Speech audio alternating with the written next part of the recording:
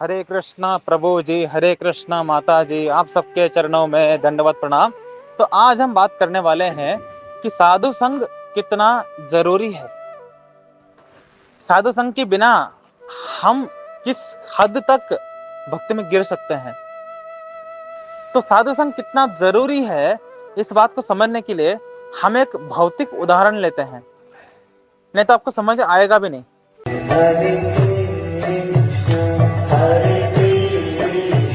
कि मैं इंटरव्यू देने के लिए एक बड़ा सा एमएनसी कंपनी में गया हूँ। सोचते हैं इन्फोसिस कंपनी में गया हूँ मैं इंटरव्यू देने के लिए, और वहां पर हजारों लोग आए हैं, हजारों लोग, और मैं अकेला जा करके 27 सीट पे जाके बैठ गया। मेरा नंबर आएगा तो उन्होंने फर्स्ट नंबर वाले जो सीट वाले व्यक्ति को बोला, ए किशोरी आ जाओ, है ना। किशोरी गई इंटरव्यू देने के लिए। सेकंड, कृष्णा तुम आ जाओ। थर्ड, बलराम तुम आ जाओ।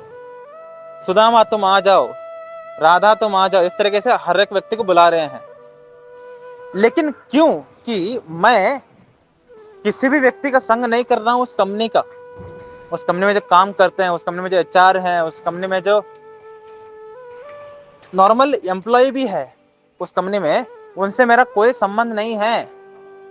तो ऐसा हो सकता है कि मेरा जब नंबर आए 27 तो मेरा नाम ही ना पुकारा जाए। 26 हो गया किशन, उसके बाद 28 राम आप आ जाइए।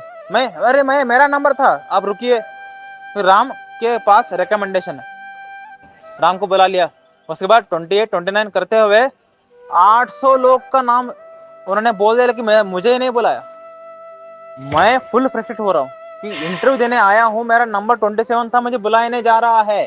चीटिंग है ये, चीटिंग है ये, है ना। अब पहले ही फ्रस्ट्रेट हो रहे हैं। उसके बाद 7-8 घंटे के बाद जा करके आपका नंबर आया, 27 ऋषिकेश आ जाओ। और आप अरे यार कितना वेट कर रहा था यार, अरे यार कितना वेट कर रहा था यार, ऐसा बोल के आप चले गए। आप इंटरव्यू अच्छा दे पाओगे? नहीं। तो यहाँ पर जो कंपनी है वो कौन है? भौतिक जगत। इंटरव्यू क्या है? माया की परीक्षा। तो माया की परीक्षा हर एक व्यक्ति को देना ही है। माया की परीक्षा में पास होने पर ही आप क्या करोगे? इस जगत से बाहर निकल पाओगे या आध्यात्मिक जगत में जा पाओगे, है ना। लेकिन माया की परीक्षा को पार करने के लिए भी हमें एसोसिएशन की जरूरत है। जैसे अकेला था, है ना, क्योंकि अकेला बैठा था, किसी के साथ दोस्ती नहीं कर रहा है, ये जो इंटरव्यू देने के लिए आए हैं, तो ये फ्रस्ट्रेट हो रहा था। इस तरीके से जो व्यक्ति अकेला जपा कर रहा होता है, अकेला शास्त्र पढ़ रहा होता है, किसी साधक का भी संग नहीं करता। हमें तो साधु संग करने के लिए बोला है। साधु मतलब जो डेवोटी है। अगर आप साधक संग भी कर लेते हैं, क्योंकि आपके पास साधु नहीं है, तो अगर आप साधक संग भी कर लेते हैं तो किस तरीके से बचेंगे इस माया की परीक्षा में? चलो बात करते हैं। तो सोचिए कि आप जो इंटरव्यू देने के लिए आए हैं, उनके बगल में आप बैठे हैं। 27 मेरा नंबर है, 28 पे किशन बैठा हुआ है। तो इंटरव्यू बहुत लंबा चल रहा है। मैंने बोला आप भी इंटरव्यू देने आए क्या? तो वो बोलेगा मच्छी मारने आया काम है। अरे मजाक कर रहा था। तो आपने राधे मूवी देखा है? वो बोलेगा राधे मूवी देखता तो मैं जिंदा होता क्या? अरे अरे वाह, क्या बढ़िया जोक मारा, है ना। इस तरीके से बात करना शुरू कर दिया। अब बात करते करते मेरा नंबर नहीं आया। उन्होंने राम जो रिकमेंडेशन में था उसको ही बुला लिया, लेकिन मैं किशन के साथ बात कर रहा हूं, इसके कारण मेरा टाइम जा रहा है, मुझे पता नहीं चल रहा है।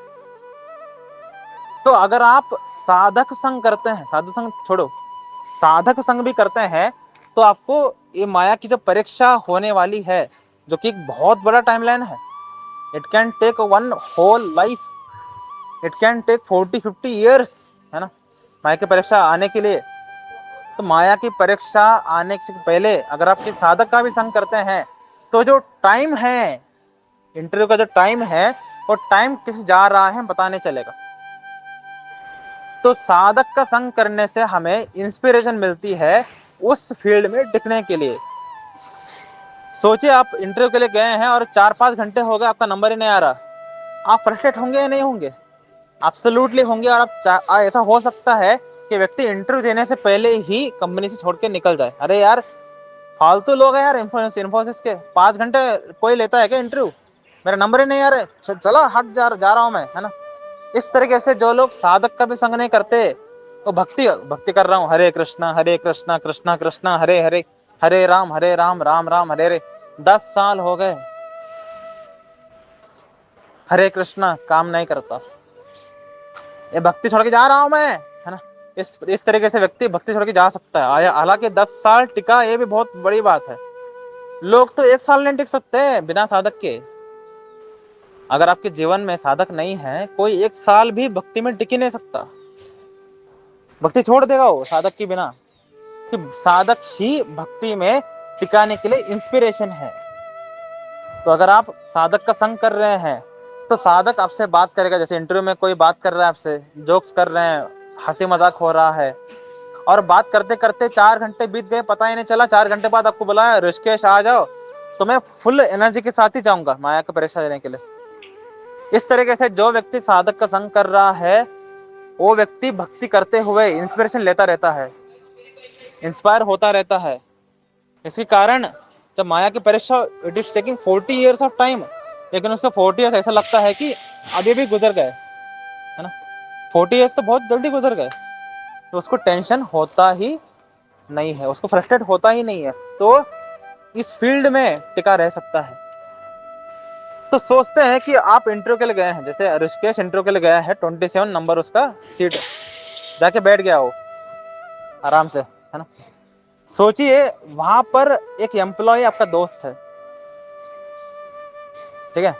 तो आध्यात्मिक जगत जो कि कंपनी है, उसका एम्प्लॉय कौन है? डेओटी, है ना। तो साधु का संग करने से क्या होगा? सोचिए कि मेरा दोस्त वहां पे परशुराम है, ठीक है, परशुराम मेरे दोस्त हैं। तो मैं जाके बैठ गया 27 सीट पे। जैसे परशुराम एंट्री की है, स्कैन करके उन्होंने देखा ऋषिकेश बैठा हुआ है। ऋषिकेश तुम बैठे हो इंटरव्यू के लिए आए हो क्या? हाँ, मैं बोलूंगा हाँ इंटरव्यू के लिए आया हूँ। कितनी देर हो गया? 1 घंटा हो गया मैं बैठ करके। 1 घंटा हो गया? वो जाएगा एचआर के पास, एचआर 1 घंटे से वेट कर रहा है मेरा दोस्त, इसको बुलाओ ना। जैसे ही एम्प्लॉय ने रेकमेंड किया, एचआर नेक्स्ट आपको ही बुलाएगी या बुलाएगा। क्यों? क्योंकि उस कंपनी की एम्प्लॉय ने आपको रेकमेंड कर दिया। इस तरीके से अगर आप किसी साधु का संग करते हैं, किसी डेवोटी का संग करते हैं, तो डेवोटी रेकमेंड करता है आपका नाम, जिसके कारण भगवान इस टाइमलाइन को बहुत श्रिंक कर देते हैं। 40 साल लगने वाले थे माया की परीक्षा होने के लिए, 10 साल में हो गया, माया की परीक्षा हो गई। और आप, इंटरव्यू तो आपके हाथ में है, अब इंटरव्यू पास होना है या फेल होना है वो बात की बात है। लेकिन माया की जो परीक्षा 40 साल होने वाली थी, उसको श्रिंक करके 10 साल किसने किया? आपके दोस्त ने, यानी एक डेवोटी ने रिकमेंडेशन करके। अब डेवोटी से भी उन्नत कौन है? गुरु महाराज, है ना। तो गुरु महाराज कौन है? खुद एचआर। जिस कंपनी में आप इंटरव्यू देने के जा रहे हैं, वहां के एचआर ही गुरु महाराज हैं। सोचिए, माया की परीक्षा में जो एचआर है, यानी आध्यात्मिक जगत में हायरिंग करने वाले, गुरु महाराज है। तो सोचिए, गुरु महाराज के साथ ही आपका अगर संबंध अच्छा है, और गुरु महाराज के साथ आपका दोस्ती है, तो जैसे ही आप इंटरव्यू के देने के लिए जाओगे, एचआर जैसे ही आएगी, एचआर देखेगी, है ना, या देखेगा कि ऋषिकेश आया हुआ है, ऋषिकेश आ जाओ, मतलब आपको वेट करने की भी जरूरत नहीं पड़ी। जब तक एचआर ने आपको नहीं देखा, तब तक ही आप वेट कर रहे थे। जब तक एचआर ने नहीं देखा, मतलब आधा घंटा हो गया, एचआर आपको देखा है नहीं। आधा घंटे के बाद जैसे ही एचआर का नजर आपको पड़ा, वो बोलेगी नेक्स्ट, बोलेगा आ जाओ, ठीक है। जैसे एचआर ने बुलाया आपको, एचआर ने बुलाया और एचआर बोलेगी इंट्रोड्यूस अबाउट योर सेल्फ, है ना। तो आप बोलोगे मैं, my name is Rishikesh and I have done engineering, my experience is, HR बोलेगी ठीक कंफर्म। मतलब हार्ड क्वेश्चंस आए ही नहीं। तो माया जो जबरदस्त आपकी परीक्षा लेने वाली थी, है ना, माया जब की जबरदस्त परीक्षा लेने वाली थी, कि गुरु महाराज आपके दोस्त हैं, गुरु महाराज ने आपकी केवल एक परीक्षा लिया है, क्या? कि तुम भक्ति के लिए कितना सीरियस हो। गुरु महाराज जब हम देखते हैं, गुरु महाराज बहुत परीक्षा लेते हैं। इतना परीक्षा कौन लेता है? गुरु महाराज आपकी केवल एक ही परीक्षा ले रहे हैं, दैट इज आप भक्ति में कितना सीरियस हैं।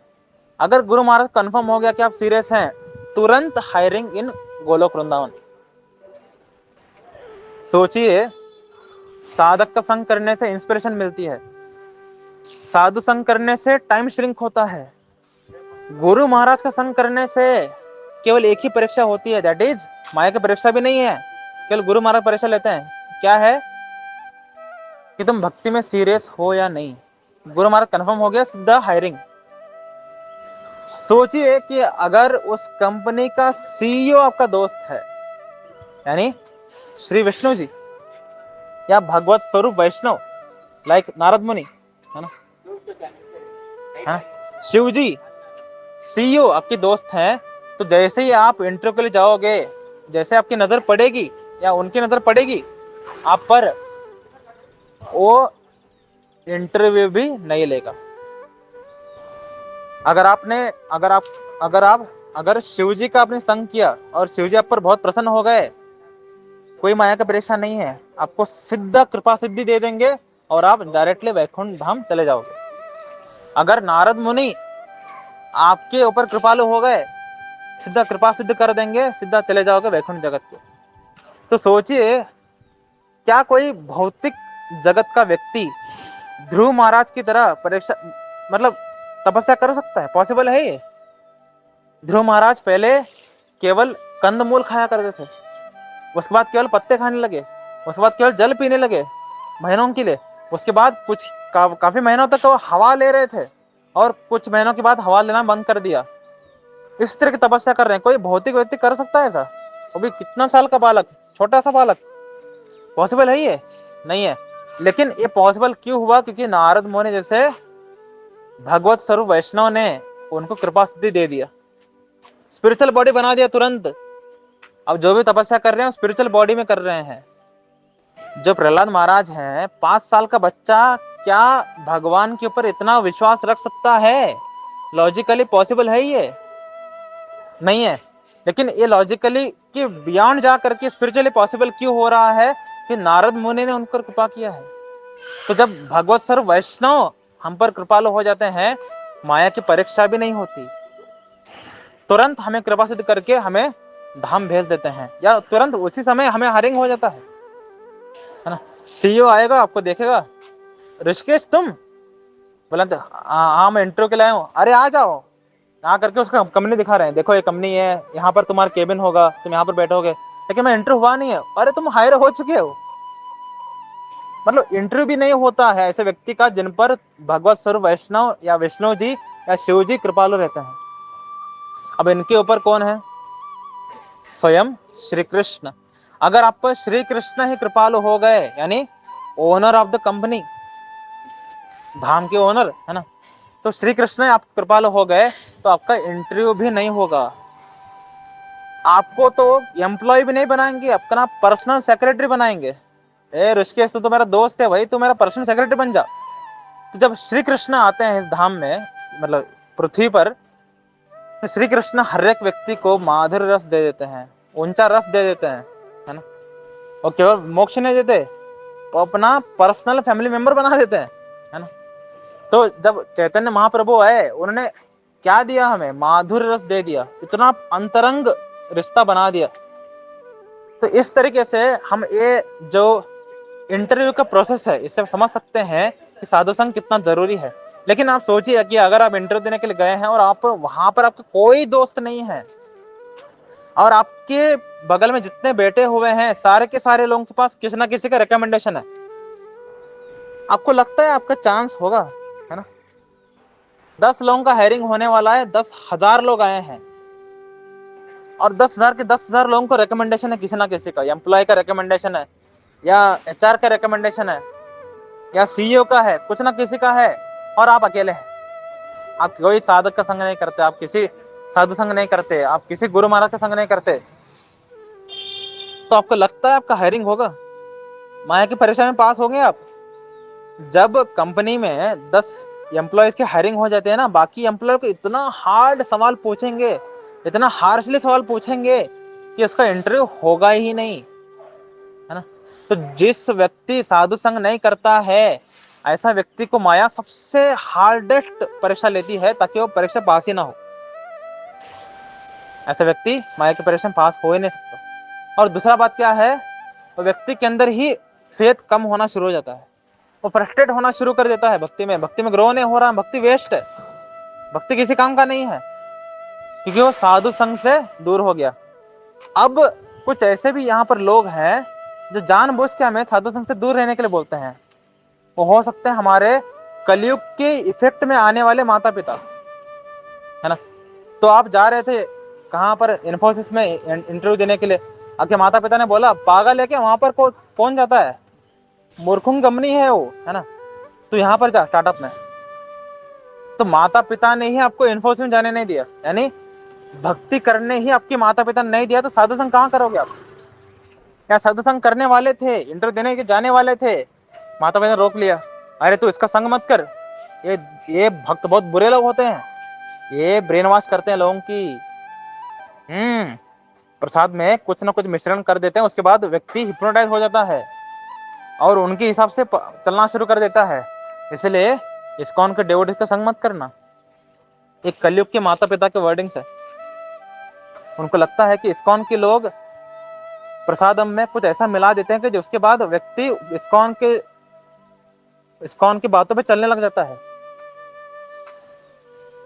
तो ऐसे कलयुग के जो इफेक्ट में आने वाले मूर्ख माता पिता होते हैं, ये भी हमें साधु संग करने नहीं देते। और दूसरा क्या है, हमारी इच्छा नहीं है, हम अपने अलग अलग भौतिक इच्छाओं में इतने फंसे हुए हैं कि हम भी इन्फोसिस में इंटरव्यू देने के लिए जा ही नहीं पाते। अरे यार आज तो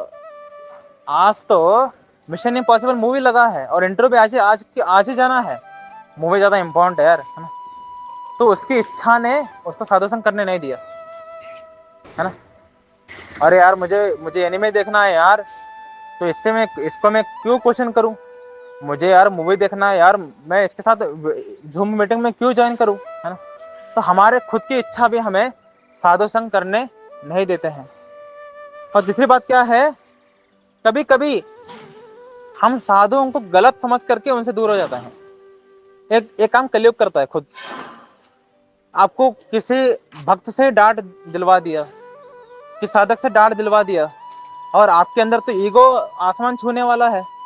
आपको तो कोई अगर ये बोले, है ना, तो मूर्ख है, तो व्यक्ति ऐसा समझने लगता है कि इसने मेरे दिल पर तलवार डाल दिया है, उसने बस मूर्ख कहा है, क्योंकि वो खुद है ना। उसकी जो स्टेट है उसी को दोहरा रहा है वो व्यक्ति, उसने उसका अपमान नहीं किया है, उसका स्टेट को ही दोहराया है, लेकिन इसका ईगो क्योंकि आसमान में है, तो ये व्यक्ति बुरा मान करके, अरे साधु संग बहुत डांटते हैं यार, बहुत चिल्लाते हैं, मैं साधक का संग ही नहीं करूंगा, साधु का संग ही नहीं करूंगा, है ना। तो हमारी ईगो भी हमें साधु संग करने नहीं देती है। तो ऐसे बहुत सारे कारण हैं जिसके कारण हम साधु संग नहीं कर पाते और हम माया की परीक्षा में अट्टर फ्लॉप हो जाते हैं। हम माया की परीक्षा में टिक ही नहीं सकते। माया देखो, पहले माया की परीक्षा बहुत लंबी है, इसमें आप ही नहीं टिक सकते, आपका फेथ ही इतना कमजोर है कि आप टिक ही नहीं सकते। उसमें अगर इंस्पिरेशन देने के लिए, रिकमेंडेशन देने के लिए, टाइम श्रिंक करने के लिए कोई साधु संग नहीं कर रहे, खत्म ही हो गए, आप भक्ति में टिक ही नहीं सकते आप। तो पहले ही हमारा श्रद्धा इतना नहीं है कि हम अगर साधु संग ना भी हो तभी मैं नाम जप कर सकता हूँ, ऐसा हमारा श्रद्धा नहीं है। तो बिना साधु संग के अगर आप नाम जप करना शुरू कर दिए, आप नाम जप कर ही नहीं पाओगे रोज। और एक दिन फ्रस्ट्रेट होकर के कि नाम जप कितना टाइम देना पड़ता है यार, 2 घंटे 16 माला, 2 घंटे में कितना काम कर सकता हूँ मैं, छोड़ दिया। पहले 8 माला पे आ गए, 1 घंटा करूंगा मैं, 1 घंटा, अरे 1 घंटा देना पड़ रहा है यार, कितना टाइम जा रहा है ये, है ना। आधा घंटा करूंगा, 6 माला, आधा घंटा कितना टाइम देना पड़ रहा है यार, है ना। 2 माला करूंगा, 10 मिनट पे आया, अरे 10 मिनट देना पड़ रहा है यार, है ना, कितना मेरे काम होते हैं, छोड़ दिया। इस तरीके से कोई ना कोई कारण आ करके आपका नाम जब छुड़वा ही देगा, अगर आप साधु संग नहीं करते हैं तो जो व्यक्ति सोचते हैं कि हम साधु संग के बिना भी भक्ति कर लेंगे, आप एक मूर्ख व्यक्ति है। ये मेरे वर्डिंग्स नहीं है, श्रील प्रभुपाद जी ने बोला है। The person who thinks without sadhu sang I will achieve bhakti is lunatic. वो पागल है। जो व्यक्ति ये सोच रहे हैं कि बिना साधु के मैं भक्ति अचीव कर लूंगा, वो एक नंबर का निपट मूर्ख है। केवल नॉर्मल मूर्ख नहीं है, निपट मूर्ख है। तो ऐसे जगत में बहुत सारे मूर्ख होते हैं जो साधक से, साधु से, गुरु से दूर रहते हैं और अपना ही सत्यानाश कर रहे होते हैं, अपने ही पैर पे कुल्हाड़ी लेकर के मार रहे होते हैं। इनको लग रहा होता है कि दुख, मेरे जीवन में दुख क्यों आ रही है। सर, कुल्हाड़ी मारने वाला व्यक्ति कौन है? आप खुद हैं। आपके जीवन का दुख कारण आप खुद हैं, और आपके जीवन का आने वाले सुख का कारण भी आप हो सकते हैं साधु का संग करके। लेकिन साधु संग करना ही नहीं है तो आप भक्ति में टिक नहीं पाओगे। तो साधु संग कितना जरूरी है, इस पर मैंने आज ऑडियो रिकॉर्ड किया है। अगर आपको ऑडियो हेल्पफुल हो तो साधु संग करो। एटलीस्ट साधु संग नहीं है, कोई डिवोटी नहीं है आपके लाइफ में, तो साधक है तो उसका तो संग करो। आस्क क्वेश्चंस, साधकों से क्वेश्चन करिए। क्वेश्चन नहीं आ रहा है, एटलीस्ट उनसे कुछ बात करिए, है ना। उनको बोलिए कि मुझे भक्ति के बारे में कुछ बताइए, है ना। किसी भी तरीके से साधक का तो संग करिए। आपको लग रहा है ना कि अरे जीवन में साधक है, कौन सी बड़ी बात है ना। जो व्यक्ति जिनके जिंदगी में साधक होते हैं, साधु होते हैं, फिर भी वो साधु का संग नहीं करता है, ये तो उनसे भी अभागा है, उनसे भी इसका परिस्थिति इतना बुरी है। जिनके पास साधु है, साधक नहीं है, जिनके पास साधक नहीं है, जिनके पास साधु नहीं है, जिनके पास डेवोटी नहीं है, वो तो एब्सोल्युटली सबसे अनलकी लोग हैं। उनसे भी अनलकी और मूर्ख कौन है? जिनके पास साधक है, साधु है, फिर भी वो संग नहीं कर रहा है। तो ये सिस्टमैटिकली जानबूझ करके हथौड़ा ले करके अपने हर एक फिंगर को तोड़ रहा है और बोल रहा है कि हमारे जीवन में दुख क्यों है। देखिए, ऑलरेडी लाइफ बहुत हार्ड है, माया की परीक्षा भी बहुत टाइम टेकिंग है। इसमें इंस्पिरेशन के लिए, इसमें इस पिच में टिकने के लिए we need devotee association. Without devotee association आप भक्ति में टिक नहीं सकते। ये बहुत सीरियस मैटर है ना। तो अगर आपके पास कोई क्वेश्चंस आते हैं, कुछ भी आता है, इंस्टेड ऑफ हर बार कि मैं कोई पुस्तक से पढ़ लूंगा, चैट जीपीटी से पूछ लूंगा, है ना, ऐसा कर रहे हो, दोस्त के साधक से संग नहीं करते, किसी के क्वेश्चन नहीं करते, या आप हरि कथा नहीं करते, खत्म है आपका जिंदगी, कुछ नहीं हो सकता आपका। माया आपको, कलयुग आपको इस तरीके से गिरा देंगे, आप फिर से उठ ही नहीं पाओगे इस जन्म में। ठीक है, काफी अच्छा डरा है, सीरियस हो जाइए। चलते हैं अगले ऑडियो में। हरे कृष्ण।